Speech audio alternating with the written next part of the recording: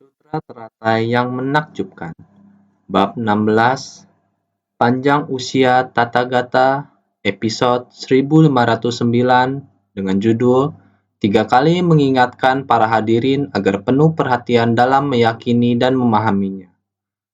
Setelah mendengarkan Buddha membabarkan Dharma, pertama-tama kita meyakinkannya dan selanjutnya memahaminya. Inilah yang disebut meyakini dan memahami ajaran. Orang-orang dengan kapasitas tumpul dapat meyakininya, sedangkan orang-orang dengan kapasitas tajam dapat memahaminya. Inilah yang disebut keyakinan dan pemahaman dari orang-orang dengan kapasitas tajam dan tumpul. Keyakinan dapat menghapus pandangan sesat dan pemahaman dapat menghapus kegelapan batin.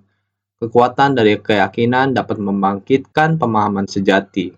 Kita harus bersungguh hati, meskipun hal ini tampak lebih mendalam, namun jika kita bersungguh hati, maka tidak akan sulit untuk dipahami. Memasuki aspek pokok ajaran Buddha, kita harus lebih bersungguh hati. Saat kita mendengarkan Buddha Dharma, kita mulai memiliki keyakinan, meyakininya. Kita bukan hanya harus meyakininya, selanjutnya kita harus memahaminya. Inilah yang disebut dengan meyakini dan memahami. Keyakinan adalah sumber dari kebenaran dan ibu dari segala kebajikan. Dapat memupuk segala agar kebajikan. Kita semua tahu hal ini dengan sangat baik. Ini adalah sebuah teks yang semua orang sangat kenal. Keyakinan adalah sumber dari kebenaran dan ibu dari segala kebajikan. Kita harus benar-benar memasuki pintu ajaran Buddha, kemaha welas asian sebagai kediaman, kelembutan, dan kesabaran sebagai jubah. Kekosongan dari segala fenomena, Dharma sebagai tahta. Demikian pula, setelah kita mendengar Dharma Buddha, kita harus mulai memasuki pintu ajaran Buddha dengan keyakinan kita. Dengan memasuki pintu ajaran Buddha, artinya kita memasuki kediaman Tathagata. Setelah memasuki kediaman Tathagata, kita harus mengenakan jubah kelembutan dan kesabaran. Manusia mengenakan pakaian adalah sebagai bentuk tata krama. Jika kita keluar tanpa busana, maka kita benar-benar sudah tidak memiliki etika lagi. Oleh karena itu, di dalam bermasyarakat yang beradab, serta dunia juga harus memiliki etika. Sehingga kita harus berpakaian sesuai dengan etika kesopanan, dengan pakaian yang pantas dan rapi, yang mana menunjukkan rasa hormat kita pada orang lain, dan juga menghormati diri kita sendiri. Prinsip yang sama untuk belajar dan meyakini kepada ajaran Buddha. Kita perlu untuk mempelajari ajaran Buddha, yaitu kita perlu untuk mempelajari welas asih dan kebijaksanaan Buddha. Welas asian Buddha memasuki kediaman Tathagata, mengenakan jubah Tathagata, bagaimana kita berinteraksi dengan orang dan perihal berawal dari diri sendiri. Ketika diri sendiri mampu menegakkan welas asih, untuk berbelas kasihan kepada makhluk hidup, tentu saja kita perlu mencintai dan menghargai diri sendiri. Karena kita juga merupakan bagian dari makhluk hidup.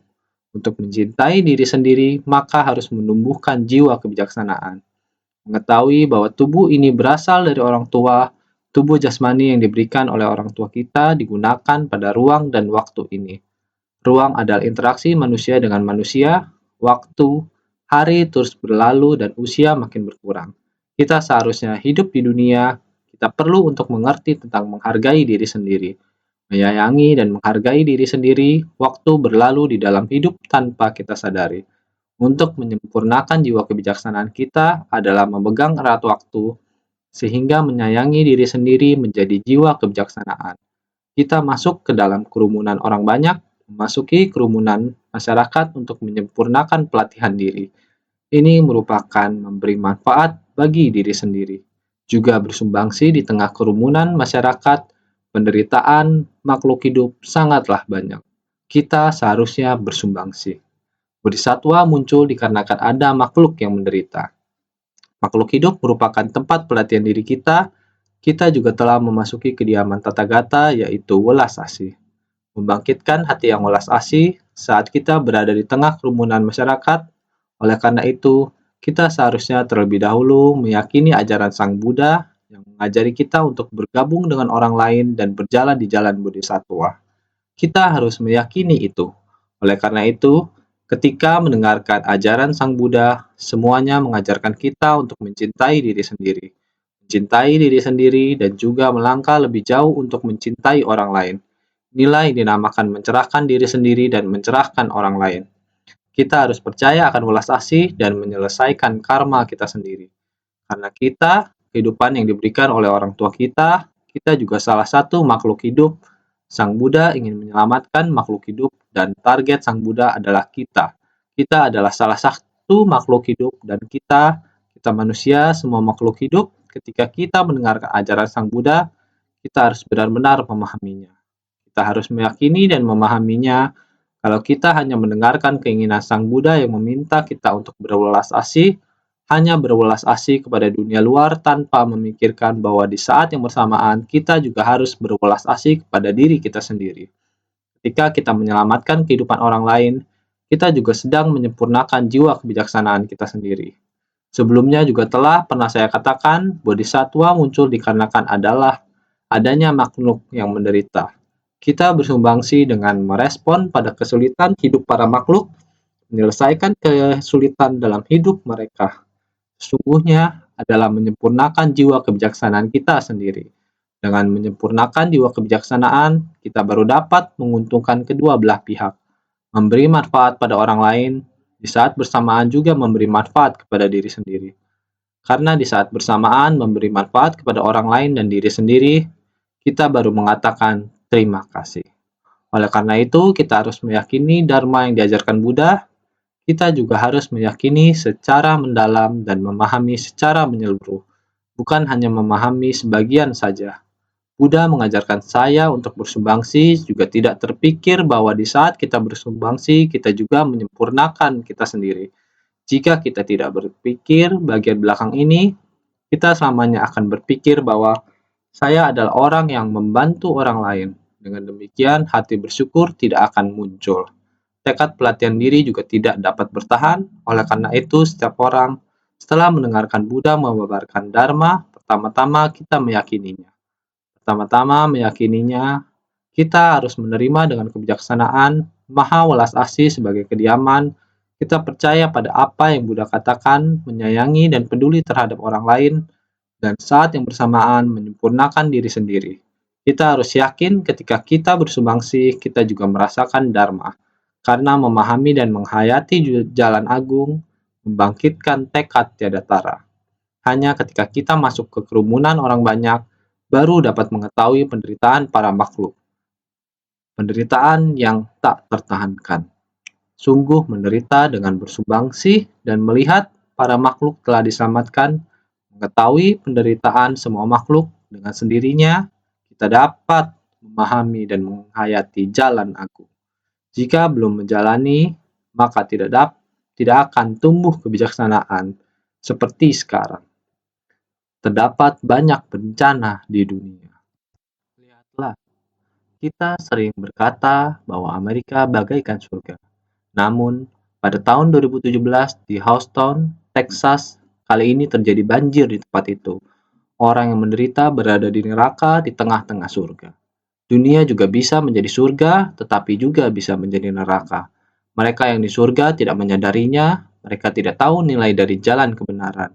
Namun mereka yang berada di neraka di bumi terus berusaha menciptakan surga di bumi.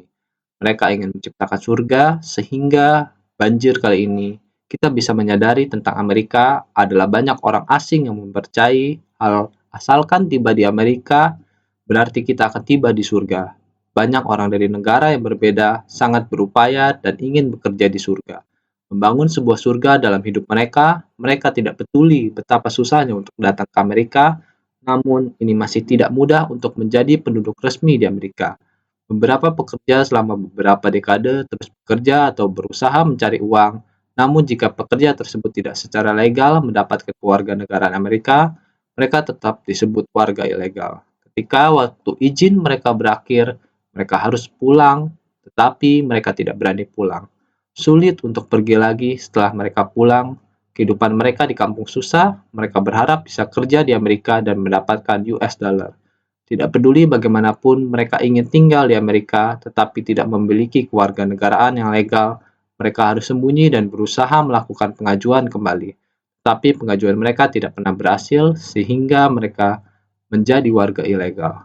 Ada di antara mereka yang sudah puluhan tahun masih belum bisa mendapatkan status resmi. Mereka harus pergi, namun tidak bisa kembali ke negaranya. Mereka ingin tinggal di situ, namun mereka tidak memiliki tempat tinggal resmi. Tidak bisa mendapatkan pekerjaan secara legal, jadi mereka bekerja serabutan secara sembunyi-sembunyi. Tidak sedikit warga yang seperti ini. Bencana banjir kali ini baru menemukan sebenarnya sangat banyak. Di tempat tersebut, setelah banjir, rumah yang mereka sewa juga telah hancur, bangunan yang sederhana dan tidak berizin telah terendam banjir juga. Mereka tidak dapat melaporkan hal ini, juga tidak dapat menerima bantuan pemerintah. Hidup mereka sudah sangat sulit. Selain itu, mereka tidak dapat mengungkapkan status mereka. Kalian pikirkan, apakah orang-orang ini menderita? Ya, menderita. Para bodhisatwa melihat penderitaan yang demikian, insan suci dari seluruh Amerika, CEO, dan para pengurus berkumpul di Houston.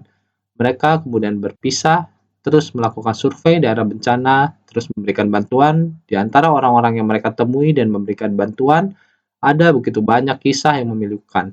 Benar, sangat banyak. Dengarkan mereka berbagi pengalaman, mengatakan, ada keluarga yang demikian, berada di situasi yang baru saja disebutkan, mereka benar sangat sengsara. Tidak ada tempat tinggal, yang ada hanya sebuah mobil tua, penuh barang-barang rusak akibat banjir, semuanya hancur. Karena mereka ada menerima barang bantuan dari kita, insan suci kita melihat mereka. Melihat kondisi fisik mereka, melihat mereka sungguh menyedihkan setelah mendengar kisah mereka, melihat dia menerima barang dan berjalan menuju mobil mereka. Insan suci mengikuti mereka, melihat ke dalam mobil, dibuka adalah demikian. Semua harta benda ada di sana. Sudah tidak bisa dipakai lagi. Menemukan bencana seperti begini, tidak ada pintu memohon bantuan. Terlebih-lebih adalah seperti penderitaan yang tak bisa diucapkan. Menjadikan itu, jenis penderitaan itu adalah bagi kita tidak bisa dideskripsikan. Bagaimana mereka melewati kehidupannya, orang yang seperti ini kita melihatnya benar-benar sangat banyak. Oleh karena itu, di tempat itu biasanya adalah surga dunia. Para bodhisattva ini biasanya mengembangkan cinta kasih mereka, memberi perhatian, mereka juga melakukan pekerjaan suci, namun dulu melakukannya. Setiap orang bertanggung jawab pada negara masing-masing. Setiap orang kalau di tempat itu ada bencana, mereka pergi. Tidak seperti begini. Begitu parah, mereka selama 20 hari lebih ini di tempat itu pergi merasakannya. Setiap hari yang dirasakan, merasakan diri sendiri dengan para korban bencana, sekelilingnya adalah korban bencana. Selama 20 hari terus di dalamnya, apa yang didengar? Semua adalah orang yang menderita. Orang-orang ini bodhisattva yang baru berikrar kesadaran seperti itu. Jadi mereka tidak hanya memiliki keyakinan, tetapi mereka juga pergi ke tengah-tengah orang untuk memahami dan selanjutnya memahaminya. Memahami maksudnya, mereka telah memperoleh realisasi, mereka telah benar-benar menerima Dharma ini dan penderitaan di dunia. Penderitaan yang dibicarakan oleh Sang Buddha muncul dari sebab penderitaan, sedangkan untuk sebab penderitaan, setiap orang memiliki ceritanya masing-masing. Setiap orang, bagaimana mereka datang dan menjadi penduduk yang ilegal, mereka awalnya berada di negara asal mereka. Jadi mengapa mereka meninggalkan negara asalnya dan mengapa mereka bersedia tinggal di sini sebagai penduduk ilegal, itu sangat sulit bagi mereka. Sekarang mereka bahkan tidak punya rumah untuk pulang dan tidak ada cara untuk kembali. Mereka tidak memiliki status untuk tinggal, jadi ketika mereka menghadapi ketidakkekalan dan penderitaan, mereka bahkan tidak dapat membicarakannya. Dari orang-orang ini, San Seci memahami hal itu. Inilah penderitaan yang sesungguhnya. Ini benar-benar mengalami belas kasih para bodhisattva, jadi penerapan kewelas asihan dan kebijaksanaan secara bersamaan. Mampu memahami dan menghayati ini, mampu memahami dan menghayati jalan agung, membangkitkan tekad tiada tara, bukan hanya meyakini dan memahami saja, adalah memahami dan menghayati dari lubuk hati. Memahami dan tercerahkan akan penderitaan para makhluk, penderitaan semacam itu, dan sebab penderitaan. Latar belakang mereka, semuanya ada karena akumulasi latar belakang mereka. Di tempat itu mengalami balasan penderitaan, kita bisa membantu dia. Dengan demikian, apakah bisa melenyapkan penderitaan dia? Tidak bisa. Tetapi bagaimana dengan kita? Bagi kita, orang yang bersumbangsi, jiwa kebijaksanaan, kewaspadaannya sangat mendalam. Kita bisa waspada, benar, penderitaan manusia adalah seperti ini. Seperti ini terakumulasi seperti ini.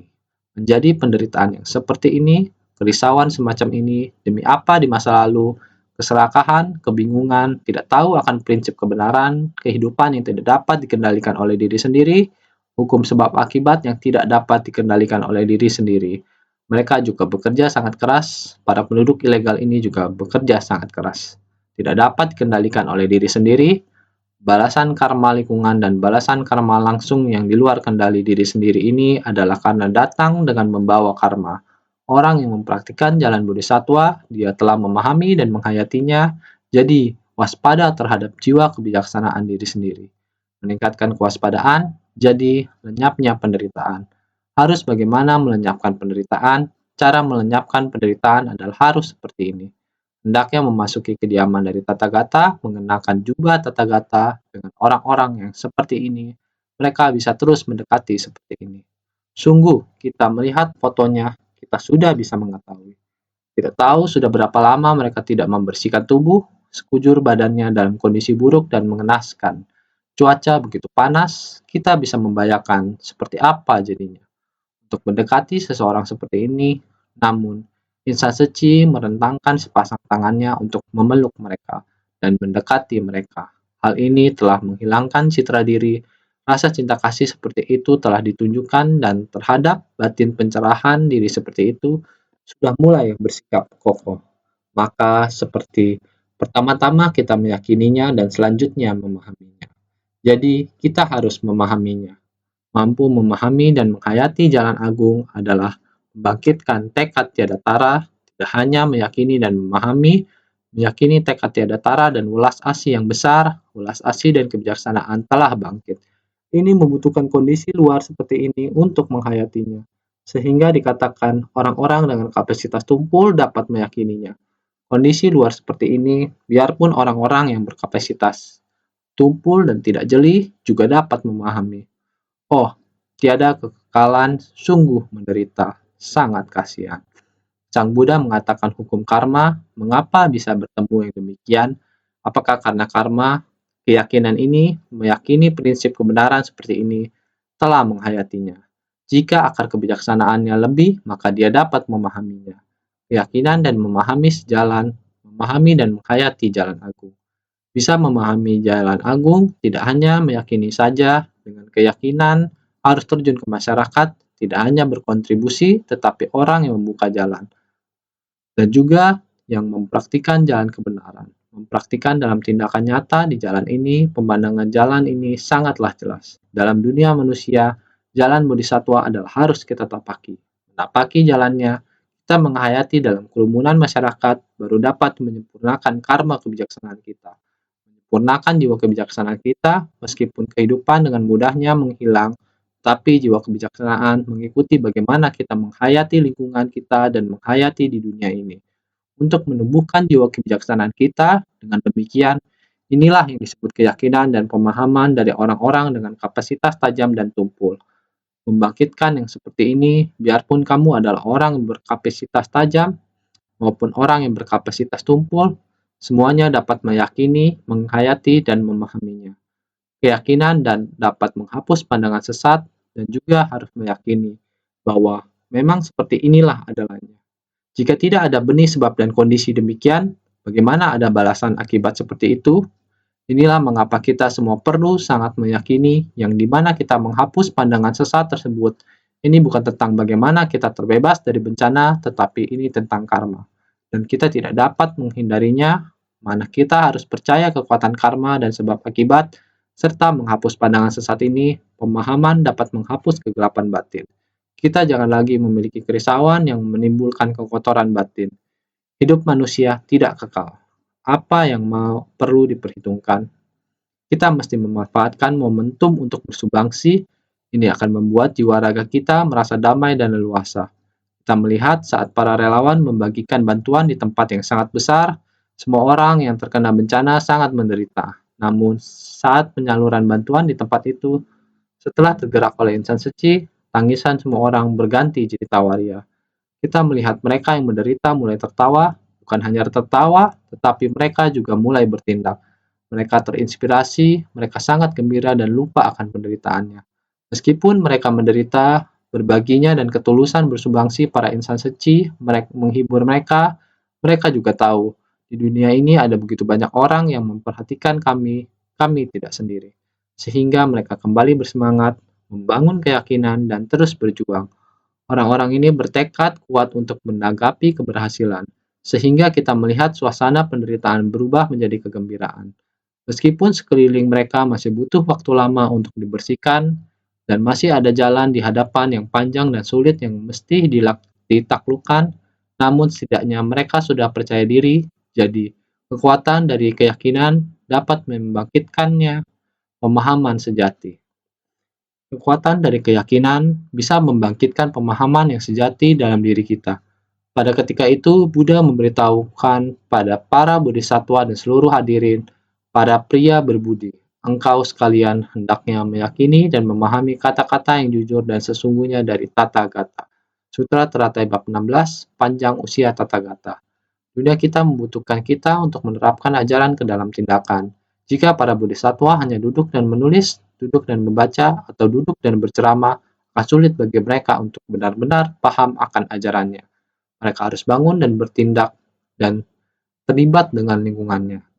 Masuk ke lingkungan itu untuk menghayatinya, seperti halnya bagaimana para relawan berkumpul bersama dengan korban yang selamat dari bencana untuk mendapatkan pemahaman. Mereka mengalami banyak hal. Ada banyak informasi yang mereka kirim kembali, bahkan dengan hanya melihat mereka, mendengarkan suara mereka, dan melihat gambaran dari dedikasi mereka di tengah orang-orang, kita merasa sangat tersentuh. Dalam keadaan seperti ini, kita mendapatkan pemahaman. Setelah memperoleh pemahaman, kami terus bekerja selama bertahun-tahun dari satu titik hingga sekarang mempunyai begitu banyak orang di seluruh dunia yang mendedikasikan diri mereka untuk orang lain. Ini adalah hasil dari pemahaman. Jadi kita harus meyakini dan memahami dan menerapkan jalan bodhisattva dalam pelatihan. Sang Buddha mengajarkan kita jalan bodhisattva. Jadi kita harus masuk ke pintu ajaran Sang Buddha. Ketika kita masuk pintu pokok ajaran Buddha, kita harus paham akan hal ini dengan sangat jelas. Jadi, Penggalan Sutra sebelumnya mengatakan, pada ketika itu, Buddha memberitahukan pada para bodhisattva dan seluruh hadirin, para pria berbudi, engkau sekalian hendaknya meyakini dan memahami kata-kata yang jujur dan sesungguhnya dari Tathagata. Sutra Teratai, Bab 16, Panjang Usia Tathagata. Kita semua orang harus sangat meyakini, harus menghayati dan memahami. Kita tidak hanya mengerti setengah-setengah atau sekedar mendengarkannya dan berhenti di situ. Sebaiknya kita harus mempraktikkan dalam tindakan nyata, jadi kita harus dengan sungguh-sungguh menerima dan menghayati bagian sutra berikutnya. Sang Buddha mengingatkan lagi, Penggalan Sutra di bawah melanjutkan, sekali lagi memberitahukan para hadirin, engkau sekalian hendaknya meyakini dan memahami kata-kata yang jujur dan sesungguhnya dari Tathagata. Lalu kembali memberitahukan seluruh hadirin, engkau sekalian hendaknya meyakini dan memahami kata-kata yang jujur dan sesungguhnya dari Tathagata. Lihat, Sang Buddha akan mulai menjelaskan sebelumnya terus mengingatkan, dan mengingatkan. Engkau sekalian hendaknya meyakini dan memahami kata-kata yang jujur dan sesungguhnya dari Tathagata. Secara keseluruhannya beliau melakukannya 3 kali. Engkau sekalian hendaknya meyakini dan memahami kata-kata yang jujur dan sesungguhnya dari Tathagata. Sekali lagi memberitahukan kepada para hadirin, engkau sekalian hendaknya meyakini dan memahami kata-kata yang jujur dan sesungguhnya dari Tathagata. Kembali lagi memberitahukan kepada para hadirin, engkau sekalian hendaknya meyakini dan memahami kata-kata yang jujur dan sesungguhnya dari Tathagata. Bayangkan saja, betapa pentingnya instruksi ini. Anda ingin mendengar, saya akan mengatakannya. Saya mengatakan, Anda harus mendengar. Sungguh, Dharma harus terserap ke dalam batin. Jangan hanya sekedar mendengar dan berlalu begitu saja. Harus benar-benar diserap ke dalam batin.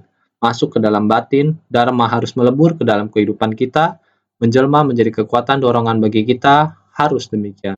Dalam membabarkan Dharma, kita harus jelas dengan perbedaan ala kadarnya dan yang serius Jangan selalu hanya berbicara dengan pelan-pelan. Jika kita mengatakannya dengan pelan-pelan, orang-orang akan mendengar sekedarnya. Pada saat ini, Sang Buddha pada periode masuk aspek pokok sejak dari awal sudah mengingatkan kita. Beliau mengatakan dengan serius, kita semuanya harus bersungguh hati menghayatinya, harus memahaminya, menggenggam waktu, setiap saat mengingatkan kita untuk mempraktikkan jalan bodhisattva. Dari mana asalnya jalan bodhisattva ini? Hari demi hari, nyawa kehidupan berkurang. Jiwa kebijaksanaan mesti kita tumbuh, kembangkan hari demi hari. Jangan menyia-nyiakan jiwa kehidupan, oleh karena itu bagi siapa yang mempelajari Dharma, haruslah juga adalah praktisi Dharma dan pembabar Dharma. Harus mempraktikkan dengan tindakan nyata, mulailah membabarkan Dharma. Dalam membabarkan Dharma, saatnya berbicara pelan, harus pelan.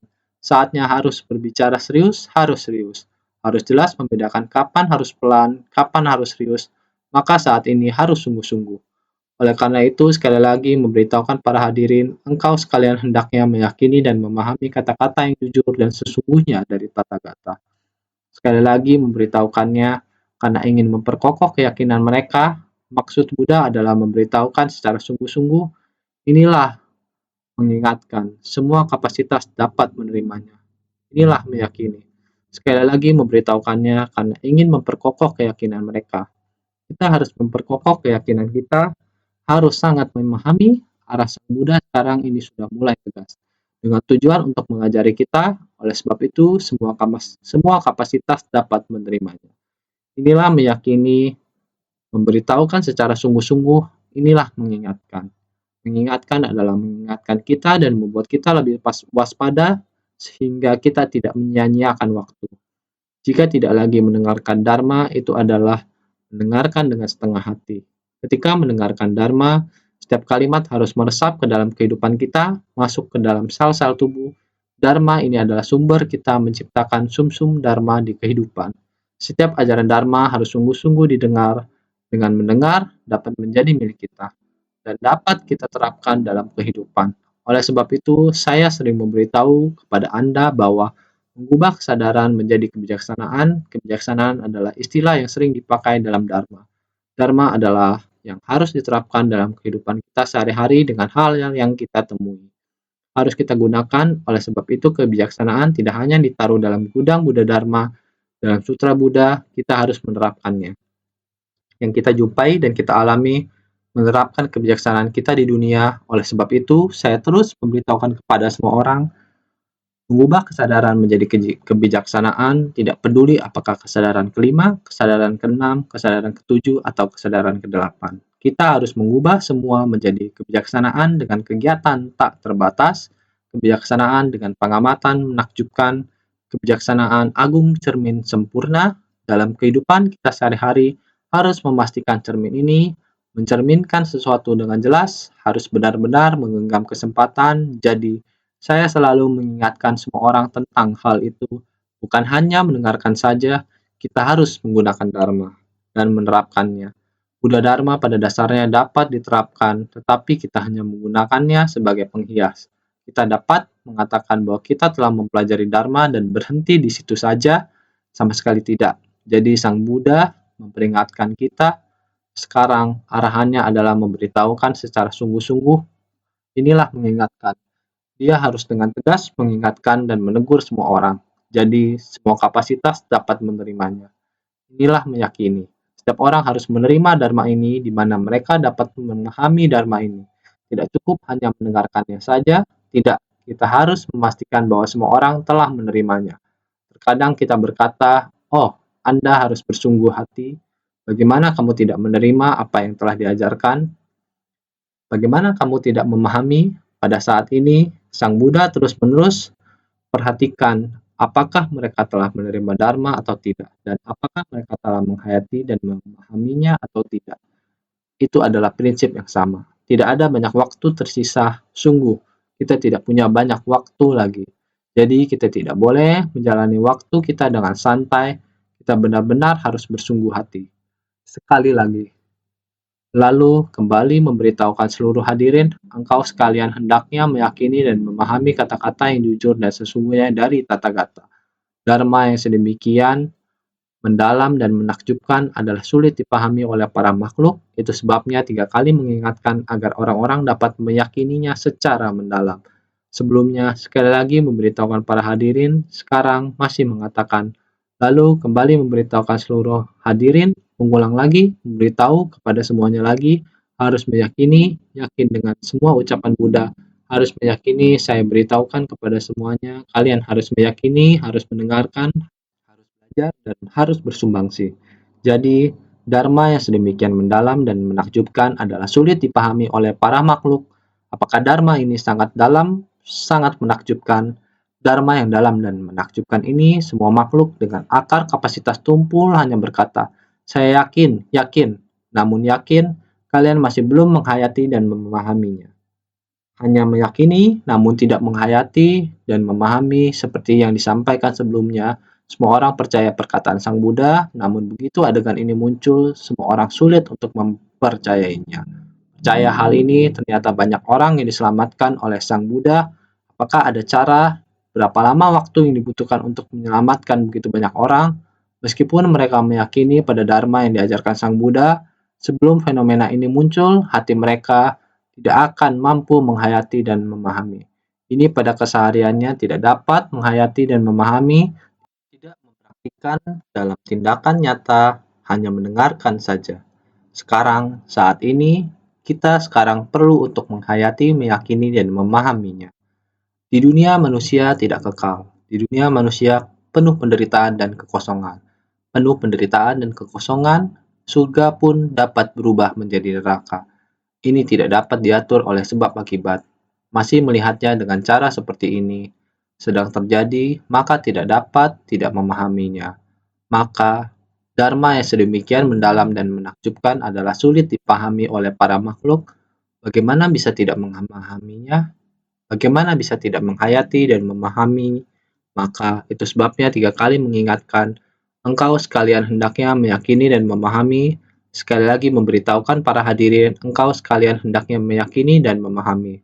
Lalu kembali memberitahukan seluruh hadirin, engkau sekalian hendaknya memahami dan meyakini. Kalian pikirkan sebanyak 3 kali. Buddha secara terus-menerus memberitahukan kita untuk meyakini Dharma ini begitu sulit untuk dipahami. Maka kita harus selalu waspada. Itu sebabnya 3 kali mengingatkan agar orang-orang dapat meyakinkan secara mendalam.